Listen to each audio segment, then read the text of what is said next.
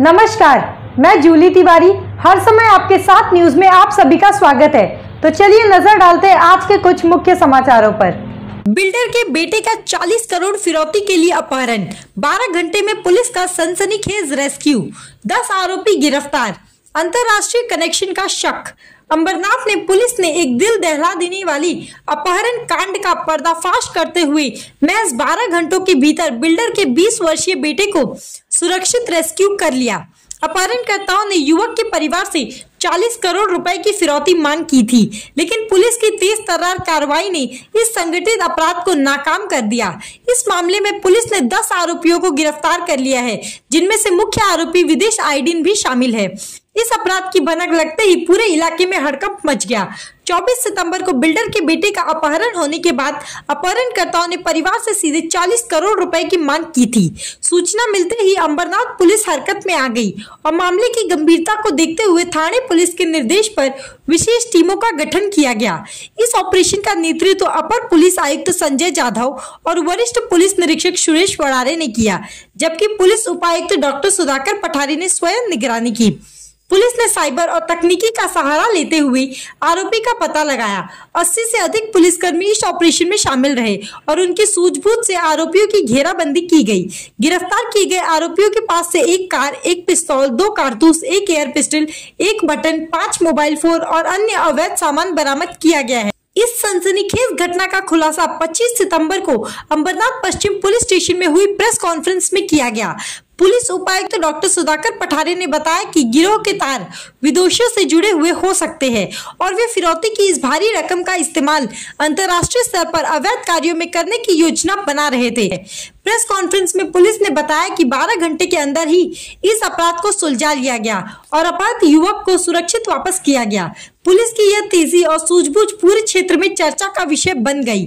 Police की इस उपलब्धि ने एक बार फिर यह साबित किया है कि वे जनता की सुरक्षा के प्रति पूरी तरह से समर्पित है और अपराधियों को पकड़ने में किसी प्रकार की कोई भी लापरवाही नहीं बरतेंगे। और पुलिस की इस साहसिक कदम की ओर हर ओर सराहना हो रही है। जनता ने भी इस बात से राहत महसूस की है। पुलिस ने इतने बड़े अपराध को न केवल सुलझाया बल्कि अपराधियों को दबोचने में भी सफल रही। यह मामला अब और भी गंभीर हो गया है क्योंकि पुलिस अंतर्राष्ट्रीय एजेंसियों से संपर्क कर रही है ताकि इस गिरोह के बाकी सदस्यों का पता लगाया जा सके। पुलिस की इस तुरंत कार्रवाई ने यह स्पष्ट कर दिया कि कोई भी अपराधी कानून के शिकंजे से नहीं बच सकता। पुलिस की इस बड़ी उपलब्धि को देखते हुए आने वाले दिनों में और भी महत्वपूर्ण जानकारी सामने आ सकती है क्योंकि अब इस मामले की जांच अंतर्राष्ट्रीय स्तर पर हो रही है। अंबरनाथ पुलिस की सफल कार्रवाई ने अपराधियों को कड़ा संदेश दिया है। 40 करोड़ की फिरौती के लिए अपहरण युवक को 12 घंटे में रेस्क्यू कर पुलिस ने जो कार्य किया है वो वास्तव में प्रशंसनीय है। अब जनता की नजरें पुलिस से आगे की कार्रवाई पर टिकी है और उम्मीद की जा रही है कि इस मामले के बाकी आरोपी भी जल्द ही पुलिस की गिरफ्त में होंगे। काल सकाळी संजय शेळके म्हणून इथले जे बांधकाम व्यावसायिक आहेत त्यांच्याकडनं आम्हाला पोलीस स्टेशनला माहिती मिळाली की त्यांच्या मुलाला किडनॅप करण्यात आलेला आहे आणि काही स्थितीची खंडणी मागितलेली आहे। आणि ही माहिती इथं मिळाल्यानंतर या अंबरनाथ पोलीस स्टेशनचे वरिष्ठ पोलीस निरीक्षक जगन्नाथ कळसकर साहेब, त्यांची डीसीची टीम आणि स्वतः डीसीपी सुधाकर पठारे यांनी हे ऑपरेशन त्याच्यानंतर चालू केलेलं आहे। आणि त्या ऑपरेशन मध्ये जे काही त्यांनी केलेलं आहे त्याच्या अनुषंगाने सीसीटीव्ही फुटेजची जी माहिती आहे ती घेऊन आरोपींचा शोध घेऊन नाकाबंदी लावून त्यांनी सक्सेसफुली जो अपहृत मुलगा आहे त्याची सुटका केलेली आहे आणि आरोपींना अटक करण्यात आलेली आहे। त्याची माहिती जी आहे ते स्वतः सुधाकर पठारे साहेब डीसीपी थोडफोड सांगतो आहे।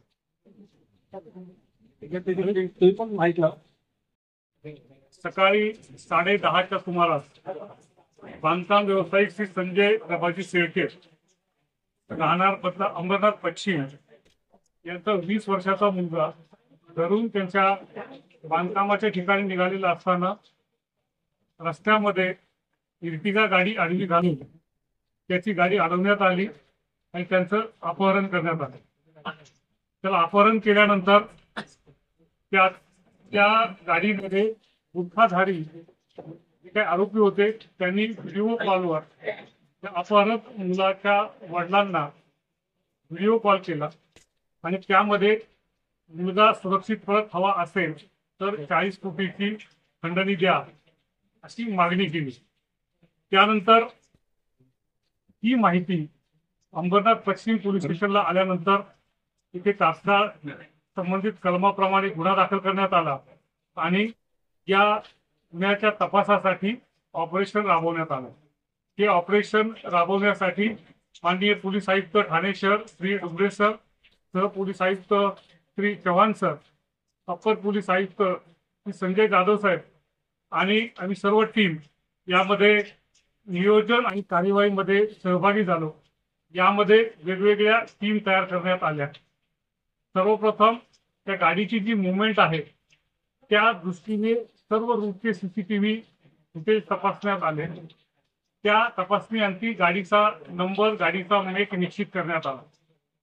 संबंधित फोनच्या तांत्रिक अनालिसिस नंतर त्या फोनचा क्रमांक, त्या व्यक्तीचा अल्टरनेट क्रमांक किंवा इतर तांत्रिक बाबी निष्पन्न करून त्या फोनचं पूर्णपणे तांत्रिक विश्लेषण, त्याचप्रमाणे इतर ट्रेसिंग देखील करण्यात आलं।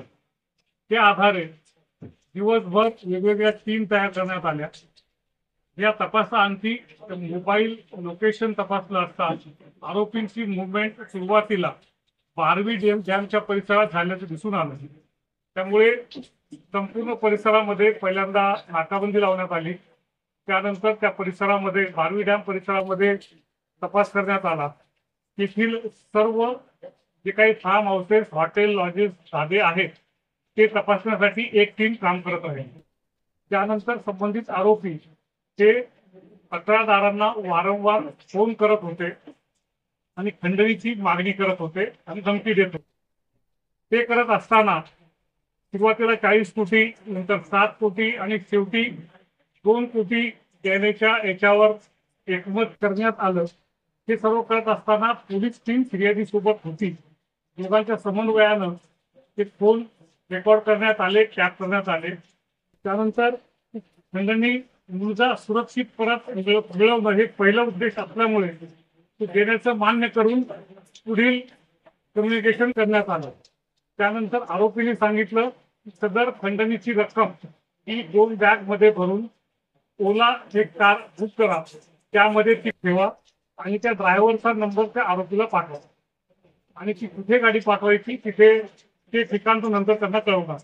त्याने पुन्हा वेगवेगळे ठिकाण सांगितले तर प्रत्येक ठिकाणी पोलिसांनी त्या गाडीसोबत पूर्णपणे टीमचा ट्रॅप लावण्यात आलेला होता। त्या ट्रॅप अंतर्गत त्या ओला त्या फॉलो करण्यात येत होता, त्या ड्रायव्हरला फॉलो करण्यात येत होता, आरोपीचा फोन आपण फॉलो करत होतो। त्याचप्रमाणे इतर मोबाईल जे पुण्यात वापरले त्यांचं लोकेशन मिळत होतं, त्या देखील मागावर काही टीम काम करत होत्या।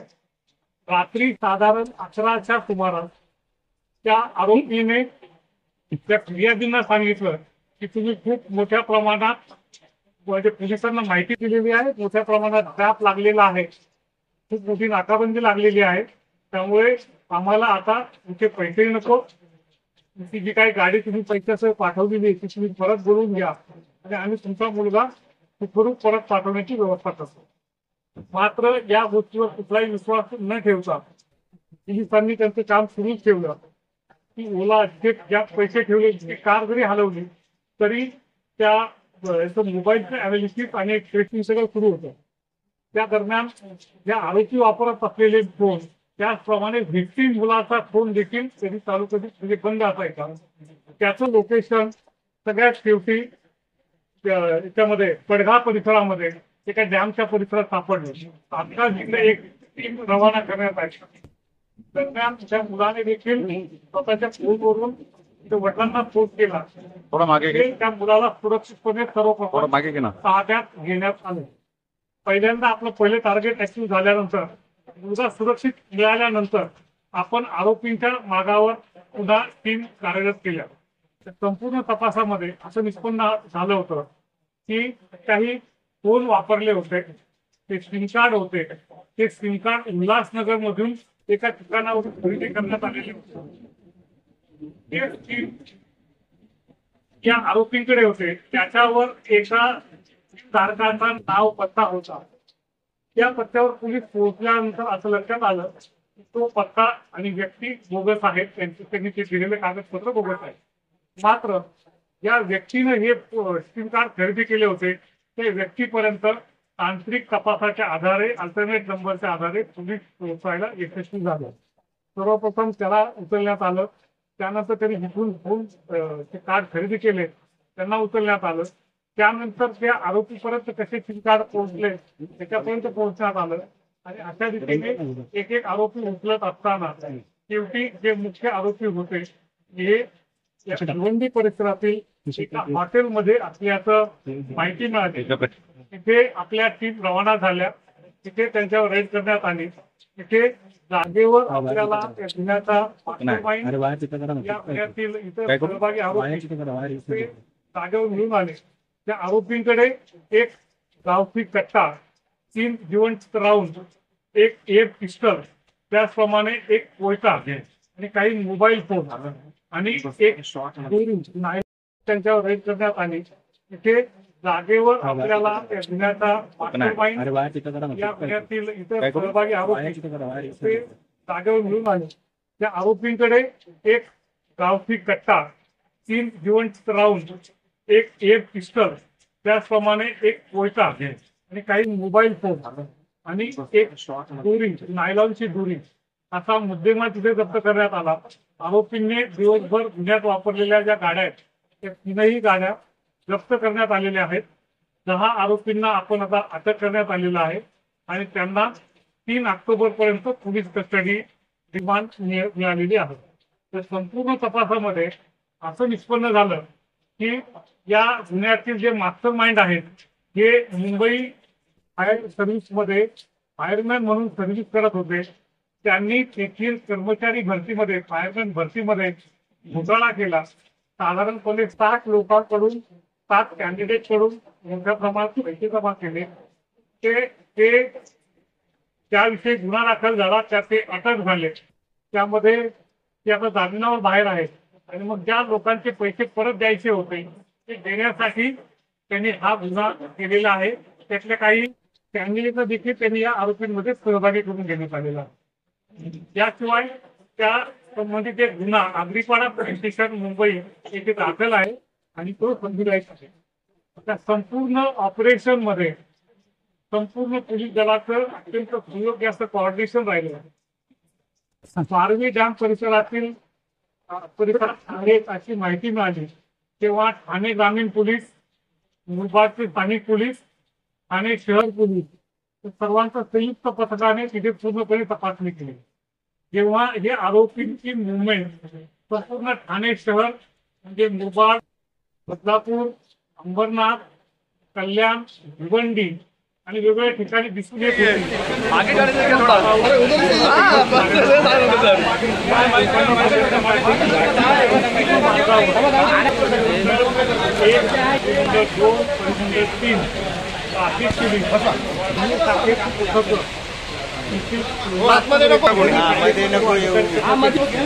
सर्वांचे पथक देखील कार्यरत होतं आणि त्यांची देखील प्रयत्न यामध्ये यश मिळालं.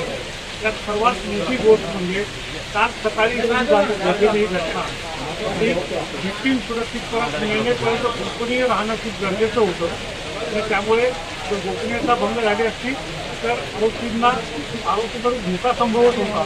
त्यामुळे ही गोपनीयता यशस्वीरित्या पार पडली. त्यामध्ये सहभागी पोलीस अधिकारी कर्मचाऱ्यांसोबतच फिर्यादी, त्यांचे नातेवाईक आणि स्थानिक अत्यंत समजदार असलेली मीडिया आणि त्याची मीडिया पर्सन यांचं पोलीस दल विशेष अभिनंदन करतंय, कौतुक करतंय आणि केवळ त्यामुळेच हे यशस्वीपणे आपण व्हिक्टिमला परत आणू शकलो आणि संपूर्ण आरोपींना अटक करू शकलो. या गुन्ह्याचा तपास अत्यंत सखोलपणे सुरू आहे. या तपासामध्ये वरिष्ठांचं मार्गदर्शन घेण्यात येत आहे, तंत्रज्ञानाचं मार्गदर्शन घेण्यात येत आहे, लिगल एक्सपर्टचं मार्गदर्शन घेण्यात येत आहे आणि या आरोपींना शिक्षेपर्यंत पोहोचवण्यासाठी टीम कार्यरत आहे. या निमित्तानं या सर्व चांगला समन्वय, डेडिकेटेड टीम, यशस्वी कारवाई, इम्पॅक्टफुल कारवाई याचं विशेष कौतुक माननीय पोलीस आयुक्त ठाणे शहर श्री अशोकजी गुंडे साहेब यांनी केलेलं आहे आणि त्यांनी या संपूर्ण टीमला प्रशंसापत्र आणि कॅश रिवॉर्ड देखील जाहीर केलेलं आहे. ते लवकर त्यांना देण्यात येणार. या निमित्तानं मी फिर्यादी, त्यांचे सर्व कुटुंबीय, सर्व टीम आणि सर्व मीडिया यांनी जो समजूतदारपणा आणि प्रोफेशनॅलिटी दाखवली त्याबद्दल पोलीस दलाच्या वतीनं सर्वांचं अभिनंदन करतो आणि असंच सहकार्य इथून पुढे देखील आपण सर्वजण कराल अशी अपेक्षा व्यक्त करतो. धन्यवाद. तो आज के लिए बस इतना ही. कल फिर मिलेंगे इसी समय इसी चैनल पर. तब तक के लिए मुझे दीजिए इजाजत. धन्यवाद.